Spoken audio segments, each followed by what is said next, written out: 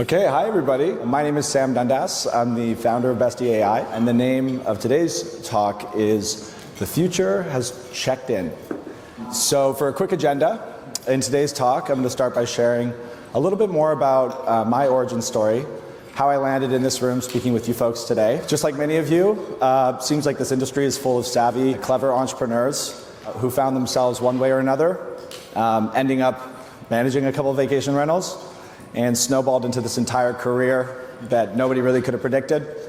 At least that's been my story so far, so I'm excited to share a bit more about that today. Then, we're going to zoom out and bring you all up to speed on some of the most mind-blowing things happening in the world of AI right now. We're talking like real science fiction level stuff. And then we're going to go really narrow on some tangible takeaways that you can get from today's chat. And I think before we get into all the details, if you take one thing away from today's presentation, it's just to stay curious. I feel like so much of the progress happening in the world today is guided by that curiosity. There was a famous investor who once said, the person who turns over the most rocks wins the game, and I feel like that's been sort of a guiding principle for me that's taking us this far at least. So, really excited to dive in. A little bit about me. I first got into this industry in my hometown of Calgary, Alberta. Here's a snapshot of my first Airbnb rental. We thought it would be a fun idea as a family project to buy our first vacation rental together, as my brothers and I all lived in different cities. And so naturally, we bought a second one, and we were able to maintain a 4.97 star review on Airbnb across hundreds of reviews. And you're probably wondering, what was the scalable secret to 4.97 stars? Oh, you're probably thinking I was going to say something about talking my own book, using AI, using our software, but no, it definitely wasn't scalable, and it was definitely no secret. We just had Janet, the ultimate superhost. Janet was the best next door neighbor you could ever ask for. She was the key to our entire operation, and yes, she was also my grandmother. Who doesn't love a family business? From the minute we started working together, the reviews just started flying in, and this was one of the highlights of my career, was getting to work with my 86-year-old grandma on becoming a professional superhost, and I could take exactly zero credit for all the work we did together. Everything from finding out folks were coming from foreign countries to move to Canada as immigrants, making custom knitted clothing, baking Ukrainian bread. She was just lights out hospitality, and I wanted to share that because even to this day, she's still kicking it. When we shut down these Airbnbs, unfortunately, she had to find another job. She was also, as you're wondering, paid a very handsome salary of a free trip to Nice. On the far right, all these photos are from Nice, where I was able to do my first Ironman. I only bring that up because we had a real Ironman here yesterday. I did 2 in 2 years, not like 150 in a week. But we had so much fun, and she's just like just one of those people you meet. It's just such a force, and it sort of kick-started this whole thing. So after we had enough press and buzz with Janet, she introduced me to some other owners in the area, and talking about snowballing our business, we ended up managing another 5 properties just down the street. All of a sudden, my grandma and I had quite the empire building. I was talking to those owners one day, and naturally they asked, hey, do you want to manage our vacation rentals in Germany? And of course the answer was yes. So like most people, I said, why not? So next thing you know, we find ourselves in northern Germany in a small town of Neustadt. And no, I don't speak any German, but I guess that's part of the story. So curious how that went? Well, I'm going to explain to you how exactly not to build a laundromat in Germany. Here's a quick sequence of me buying 10 washers and dryers at a local store in the middle of nowhere using Google Translate. Here's me getting pulled over by a police officer in an industrial van asking questions about why I had 10 washers and dryers in northern Germany on the Autobahn. And I didn't have many answers on that. Thankfully, he gave me a pass, and we got to roll up our sleeves and build out this laundromat, which was also a first. And I'm sure like many of you guys have done, sitting there in some industrial room, configuring metric liters of water running through small fishermen towns. I'm sure they love that. Overall, it was an amazing experience. It was a small, quaint town of Neustadt. I got to see different things and just get really inspired by how this industry has allowed us to sort of connect with people that we would never otherwise meet or cross paths with. And we got some really fun experiences along the way, including seeing you could buy local produce straight from a vending machine. And so that takes us to present day. Well, I'm full-time, all in on this software. Janet wouldn't be as proud because we've reached 4.76. If she had anything to do with that, I think we would have done much better. But I passed this off to my brothers and friends to run it. But I thought it's cool just to show you that while it's a very small fraction of what you all deal with on a daily basis, I do have some skin in the game, having done this myself, or at least attempted to, running all these properties in 2 different countries while also trying to build a startup.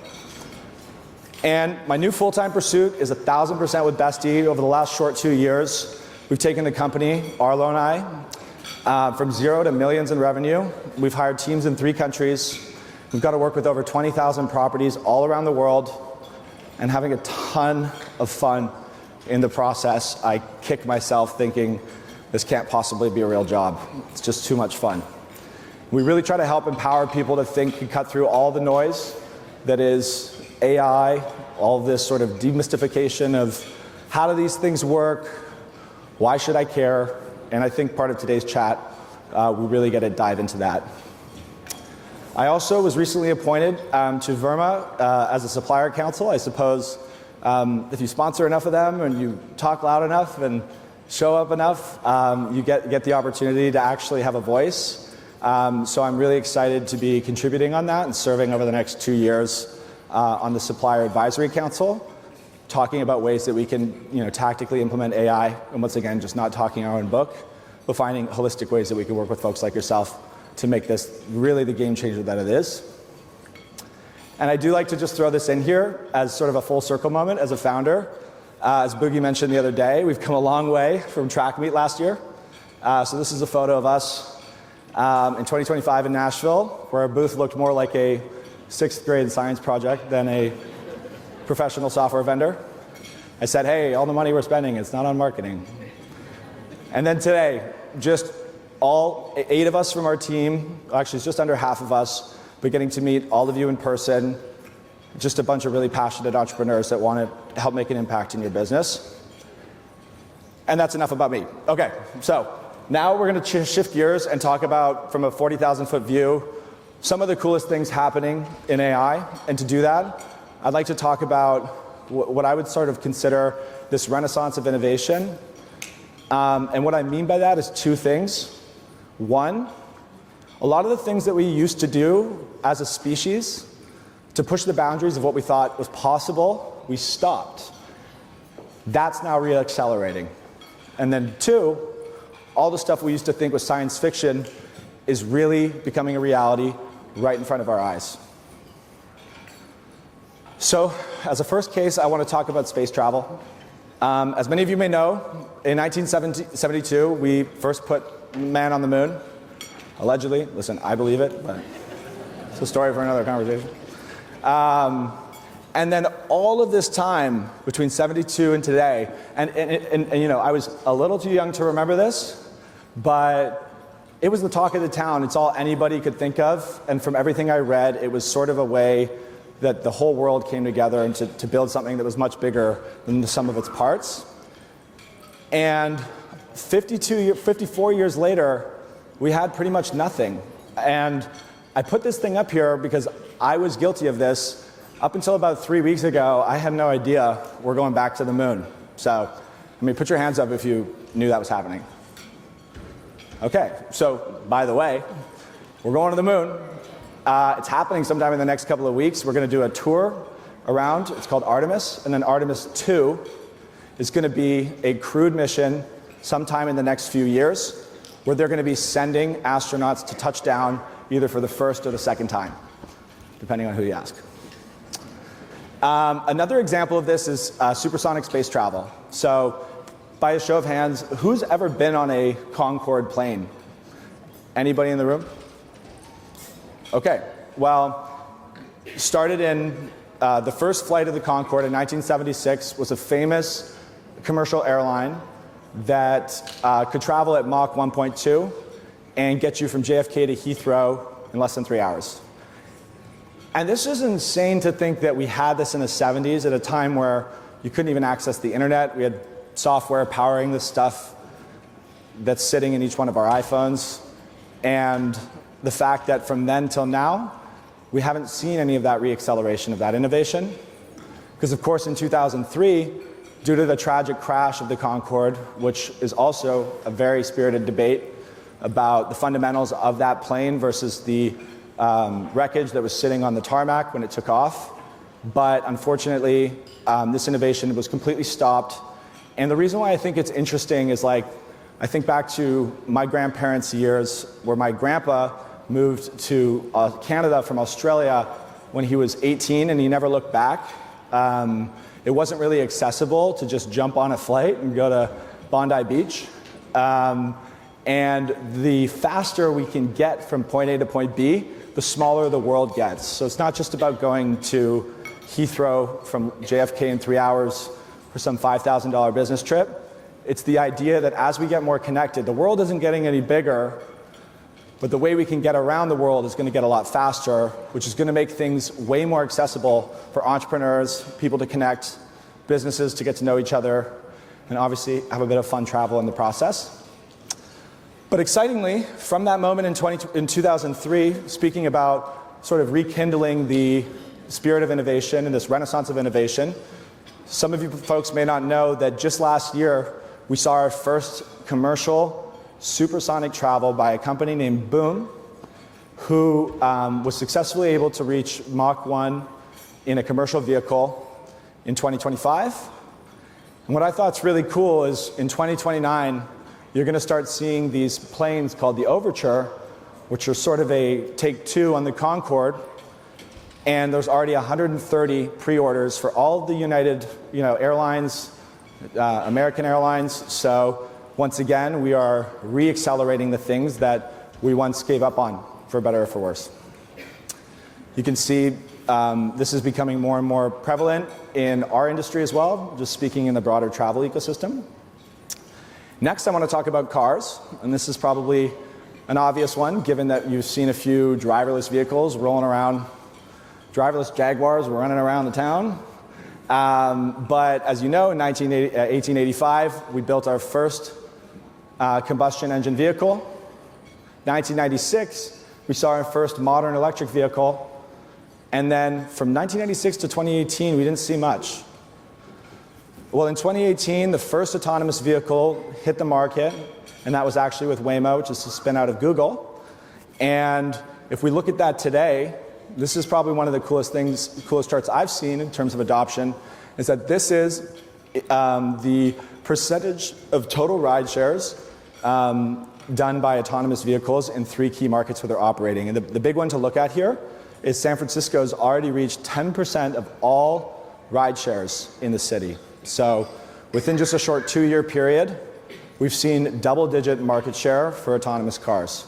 And of course, the error rate on autonomous vehicles is about 100,000 times safer than us driving. I can envision a future where we used to talk about automatic versus manual and less manual cars being built. I could see a future where there are some states where it might even be illegal to drive your own car unless it's for fun on a track, which I don't know how I feel about that, but for when it comes to safety, it might be one of those things we were never built to do. Especially if you've ever met someone that's had a terrible car accident, it's just a completely avoidable situation where I think this could play a really great factor. Few more statistics on that. We have Waymo, who expects 1 million robo-taxi rides per week by the end of this year.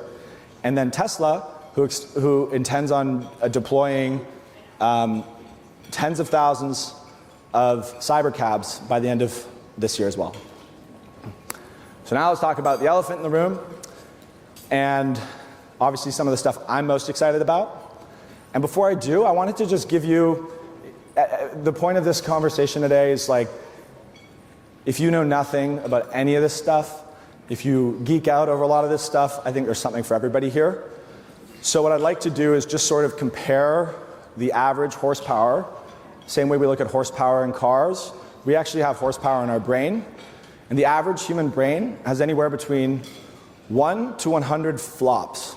Okay, so if you want to sound smart, you can say flops. All it means is a floating operation per second, which is effectively the measurement for our brain's capacity to compute. Our brain's capacity to take in information, and we have this incredibly efficient supercomputer brain that's able to do things that, to put it in perspective, has taken hundreds of billions of dollars in AI to replicate. So the average human has between 1 to 100. I guess Sam's might be closer to 1, depends who you ask. And these frontier models, OpenAI, Claude, Gemini, they have 10 billion flops, which is a few more than me. So the big question here is, if there's a system that's 1 to 100 billion times smarter than we are, how can we bend the will of those LLMs to help us in our everyday business? And just to put things in perspective, this is a logarithmic scale of flops over time with computers.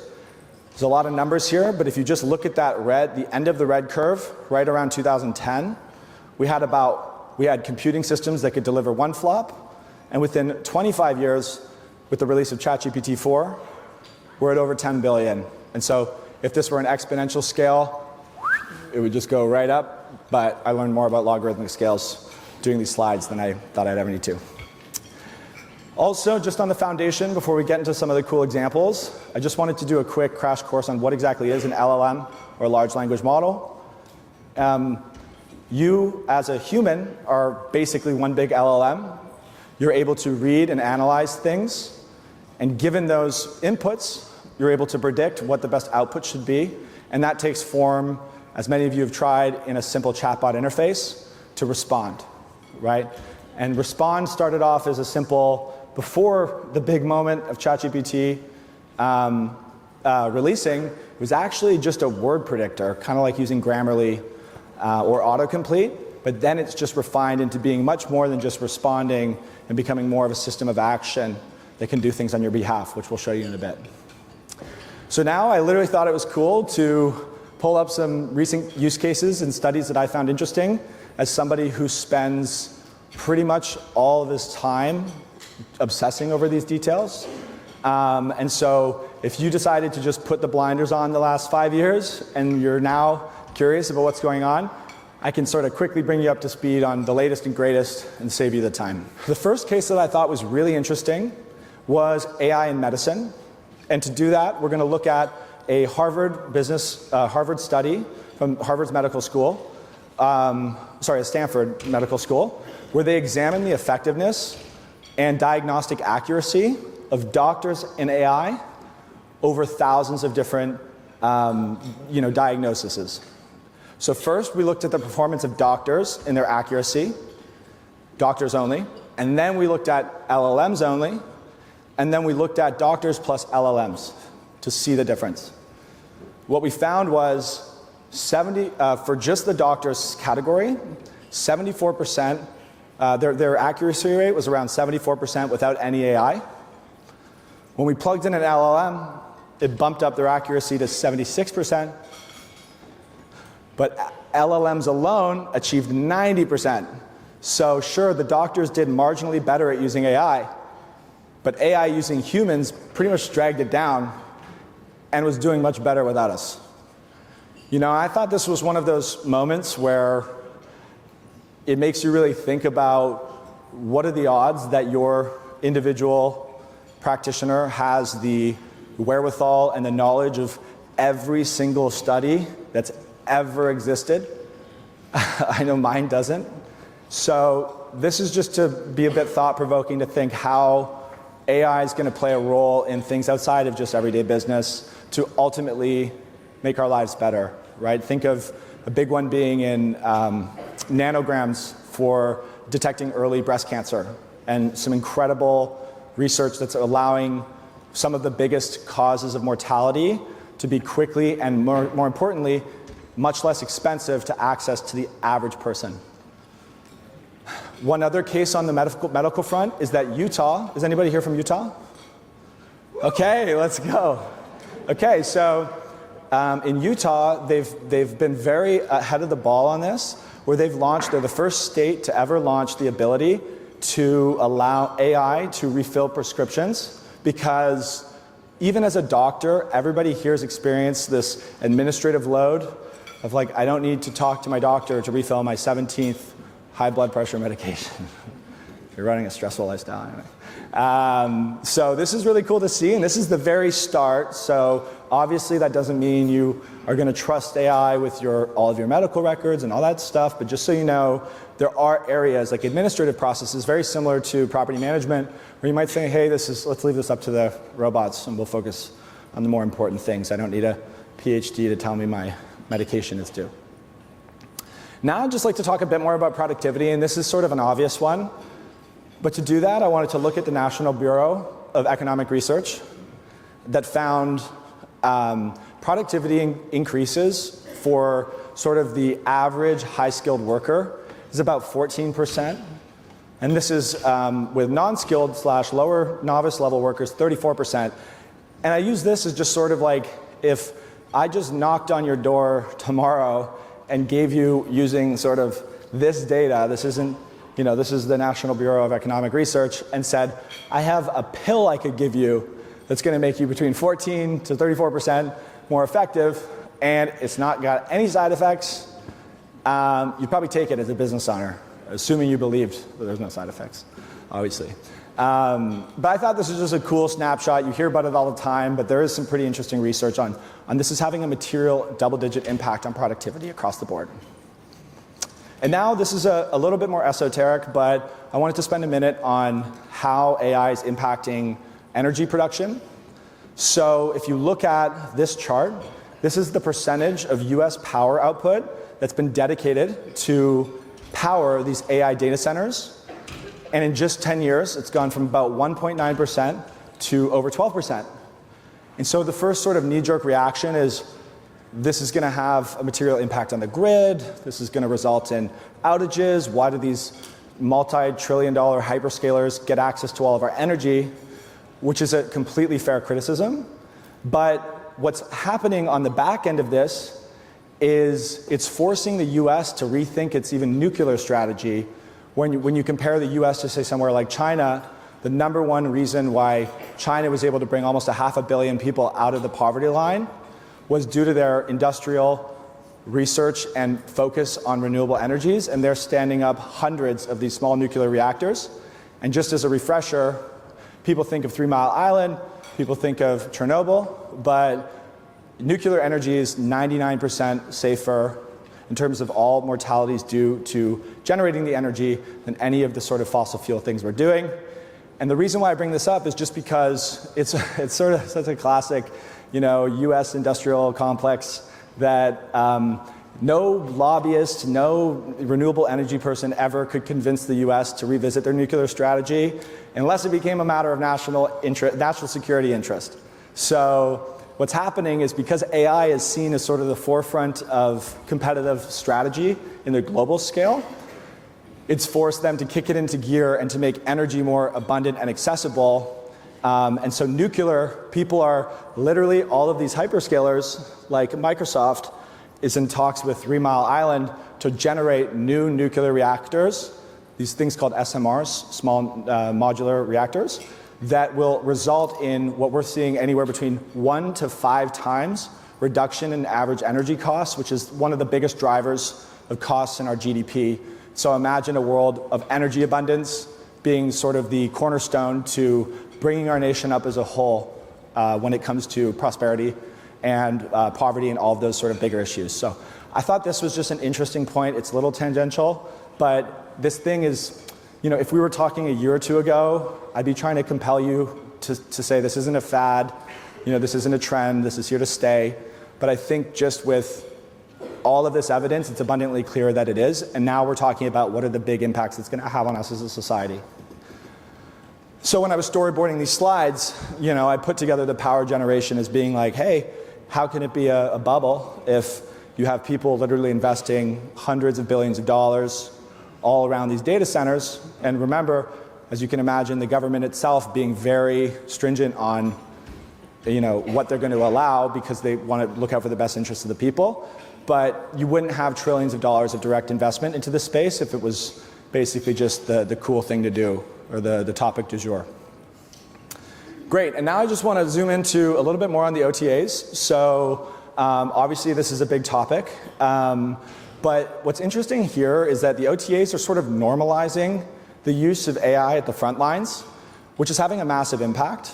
A lot of the time we work with folks, it's almost like if the guest feels like they're interacting with some sort of chatbot or something inauthentic, they're not really broken in on what it could be. But it's interesting that at the OTA level, they're making this AI experience sort of synonymous with their booking experience. And speaking directly with, let's say, AI agents built into the OTAs, or maybe helping them plan the trip for discoverability. The reality is the search experience on the OTAs hasn't changed in 20 years. And one just philosophical point is that it might sound scary, I've got the chance to meet with so many of you and work with so many of you that have, in some cases, we met with the Emerald Isle team, hanging out with them last night, who've been running as a third-generation property management business, and it's just the coolest thing. And if I could paint the antithesis of what I would want as a third-generation business owner, it would be putting AI into my system. It's but I would just leave you with the open, sort of minded point that doesn't stop. If you can find ways of offshoring a lot of the things that are detractors of energy, using systems not just like us, but AI systems in general, doesn't stop the team from picking up the phone and calling a guest to say hi. It doesn't stop the team from reinvesting the time they would have spent dealing with those administrative tasks on manual work, doing extremely high-touch things that were otherwise not scalable, dropping off flowers for a honeymoon, buying somebody merch for a sports game that they're attending. And at the end of the day, my position is that the product that you are selling is the property, right? It's you can have the nicest high-touch human hospitality as you want via email calls and all that stuff, but at the end of the day, they're going to judge you based off the quality of their stay. Of course, the experience level is part of it, but if you had limited resources and you had to invest somewhere, I think AI is going to allow you to focus on the things that you do best. For example, in our sales team, they're like our Broadway performers, right? They're not worrying about the costumes. They're not worrying about how they're going to get to and from each location. They're focused on what they do best, which is empathizing and resonating with our customers, and that's where we want them to spend the most time. So that's just my 2 cents on that. Now I want to talk a bit about AI in the zeitgeist. So what I would consider AI sort of breaking containment from our little irrelevant tech circles and reaching the broad masses. And we're going to show you that they all use this, all this little terminology we use is now becoming mainstream consumer advertising jargon. And those are never the words I would have expected to see on, let's say, a Matthew McConaughey ad. What the heck does Matthew McConaughey know about AI agents, and why is he trying to sell Salesforce's new agent force? You should stick to Lincoln commercials. And for the next example, I give you a fair warning because you'll never look at Will Smith the same way.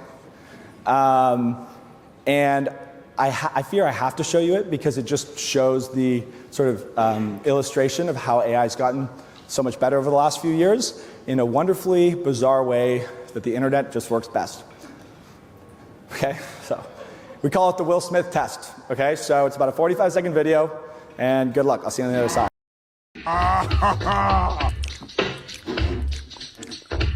Oh, that's hot. That's hot. Uncle Phil, come try this. Fresh pasta of Bel Air.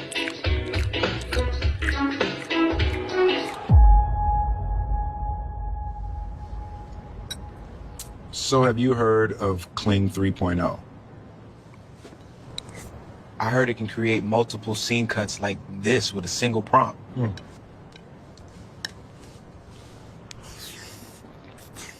And it knows when to cut to whoever is talking.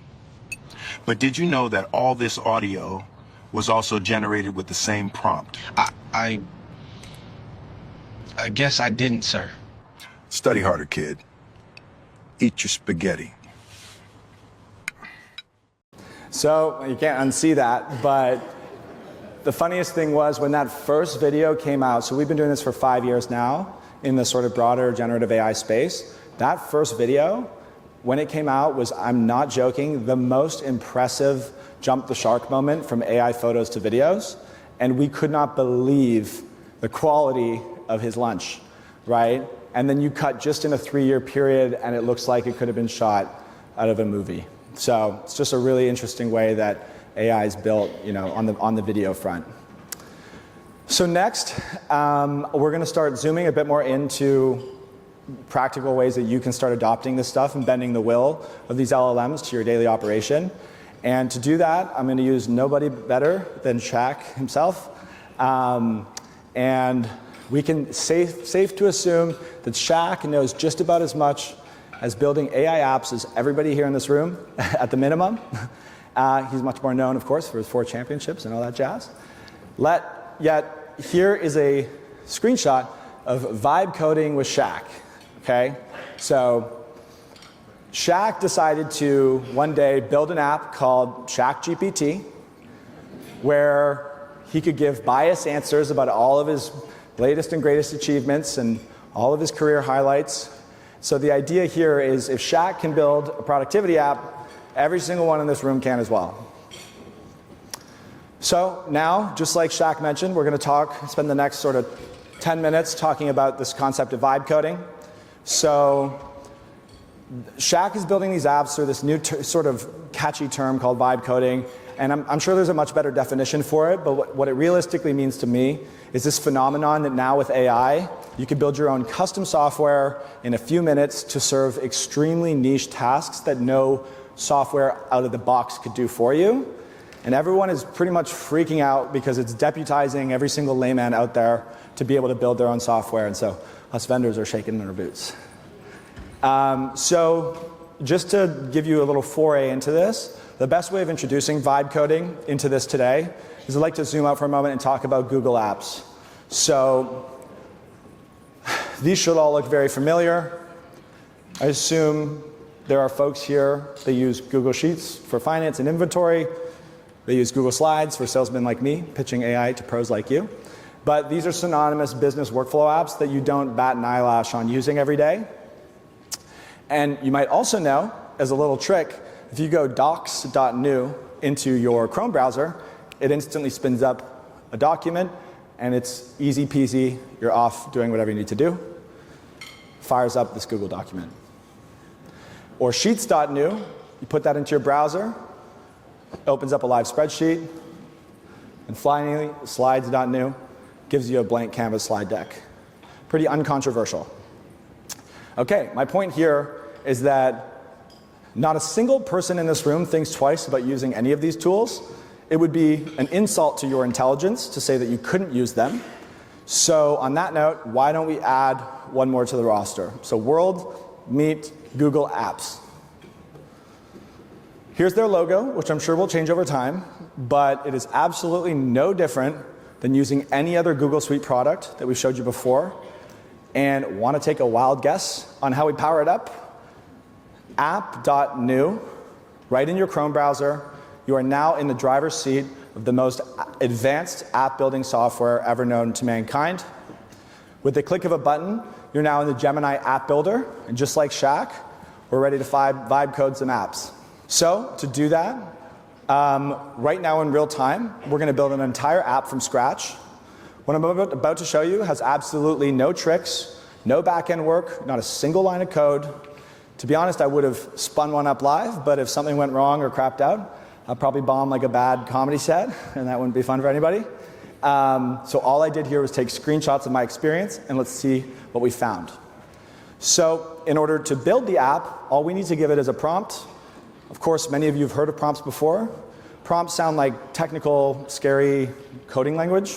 But it's similar to how if you want to order a steak at a steakhouse, you just ask for it, and they do the rest. So we are going to make our first prompt here together. I'm a vacation rental property manager responsible for circulating monthly reports to my owners. I'd like to elevate our reporting. So make me a beautiful app my owner relations team can use, plug in an export of all of our reservations for the month, and the output is a beautiful, slick, shareable report that we can use as a PDF to send along with our owner reports. For this work, my team needs to be very easily able to quickly upload the file, it's going to be a CSV, of all those reservations, then make a massive, beautiful button that takes up half the screen to generate a report. And I want to highlight here the silly fact that we want to make a big button just to illustrate how customizable everything is. It could be something super arbitrary, and it'll do it for you and it won't complain. So once again, nothing here is happening behind the scenes. It's just a series of screenshots. So we go into app.new, into our new AI builder. We insert our prompt that we just generated together, and then we hit build. So what's happening here is the AI is going to build an entirely self-serving app that you'll be able to share with your team members, just like you share any Google Doc. It's going to run through all the code, everything it needs to generate, and then it's going to build your reporting structure. So from here, we're still missing our beautiful button, but I'm going to upload my CSV. It's going to analyze that CSV. There it is. So now, voila, I can generate a beautiful report for my owner statements. So I click that big button, I load up my reservation data, and here we are, a fully functional interactive dashboard that shows all of the data that I need to share with my owners. Everything you can think of, tables, charts, highlights. I've done one of these talks similarly before, where at the end of the session, about an hour later, someone came up to me and they used this to, for example, just within the hour that we finished, build an app where they could input all the photos of their newly signed properties and a little bit of a blurb on why they're excited about them. And the app would take all that and give them a bunch of HTML code that they could just copy paste into MailChimp and build beautiful email templates for all their owner communications as well. So I'm telling you, there's not a single use case that you can think of that won't be possible by using this App Studio. So we'll do one quick other example. So we talked about Google as the AI studio that's capable of doing this, but as you can imagine, in any capitalist society where there's that much opportunity, there's going to be a series of other vendors that allow it, and the very popular one is Replit. So it's the exact same playbook, and we'll do one on Replit as well. I'm sure there's been a few more. Lovable, Figma is making one, but you're going to have at your disposal. I use Google as the example because it's already sitting on your desktop. So we'll make another prompt. I'm a vacation rental property manager focused on staying ahead of problems before they turn into real guest issues, bad reviews, lost revenue, and I want to see a better way of what's coming. So make me an app that my operations team can use to plug and play an export of all of our upcoming reservations, and optionally recent maintenance or cleaner notes. And the output is a beautiful, slick, shareable, what will break next risk report that highlights the highest risk stays and properties and what I want to do about them. For this work, my team needs to be very easily able to upload the document. It will also be a CSV file, and give me that big, beautiful button. Then it ingests the data and produces a sharp, ranked list of risks with clear recommended actions. Make it snazzy and fancy, or make it in all of my brand colors. Add my logo to it. Make it my own app.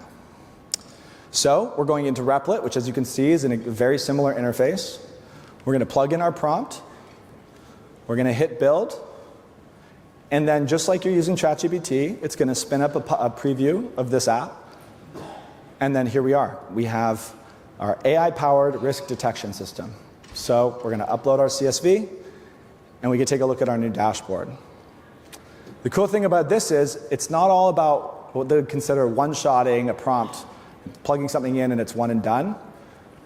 We can, and you can see some examples here. For this ski chalet A-frame, a guest previously complained about the heating efficiency, and the furnace was serviced 8 months ago. It was a corporate retreat with 15 attendees. The pool pump was making unusual noises per the last inspection. So it sort of gives you these risk scores, and you could just kind of go nuts. The idea is, though, that as you want to add to these, because you start to get buy-in from your team, just one practical way of doing it is on a monthly meeting with your management team, somebody shares their screen, invent a problem. Well, I'm sure there's plenty of problems. You don't have to invent one. Put it into the system and see what it can do. Once you start to get buy-in from your team, you can iterate on these apps.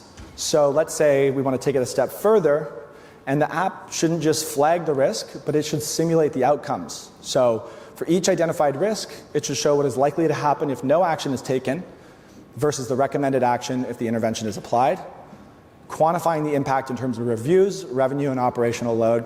This turns this report from a simple warning system to a decision engine, giving them a clear, confidence-backed reason to act immediately rather than act later. So once again, we just throw that into our prompt, and now it's giving you an analysis on every single one of these issues and the outcomes on what it thinks is going to happen if no action is taken versus what action is taken. And I think an obvious question here is, well, what you really want to do is plug all of the data across all of your sources of truth, most likely your PMS, and be able to plug it in and make it a real-time workflow. I mean, no surprise, that's kind of what we do. But the idea is, if you want to start doing this, you don't have to pay for anything. You can just do it yourself.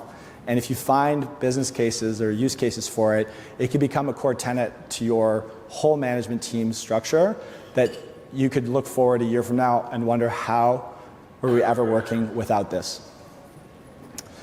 So a few more screenshots on that.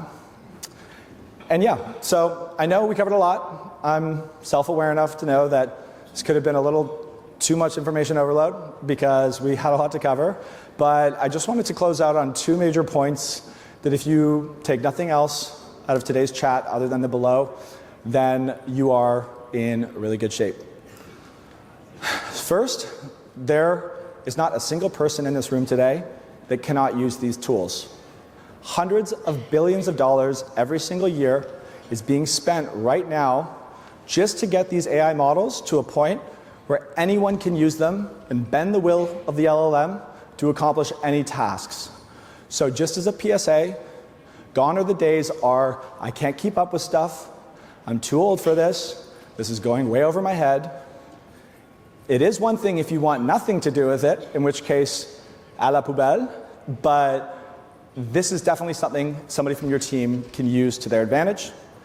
And the coolest thing is, if you want to learn but you feel overwhelmed, there has never been a better time to learn, because this is the only tool in history where if you don't know how to use it, you can just ask it, and it'll give you a step-by-step guide. You can't walk up to an airplane and say, show me how to run this thing. And so my unsolicited advice to you, if I'm in a position to do any of that, is to just be patient, is to be kind to yourself. No one would expect you to figure this out overnight. And if you can figure out a way to succeed in this wacky world of property management, you could definitely figure out some of the stuff we did. And the second thing is just to stay curious and open-minded. You all have a very distinct ability, a BS-ometer, a way to cut through the noise and get through everything to a root problem. You do it every single day, compounded over hundreds of properties, over thousands of reservations for decades. So if you stay curious and open-minded into all this AI stuff, it is a worthwhile investment for the time and energy, as we just spent 45 minutes showing you on how the upside could literally be 10, 100, or 1,000x. And finally, most importantly, I wanted to just thank all of you for letting us be here today. It's obviously, we're really passionate about this stuff. Getting to work in this industry every single day with you folks has been the highlight of my life. It's been a dream come true. I pinch myself that I get to do it every day. So thank you all very much, and enjoy the rest of the show.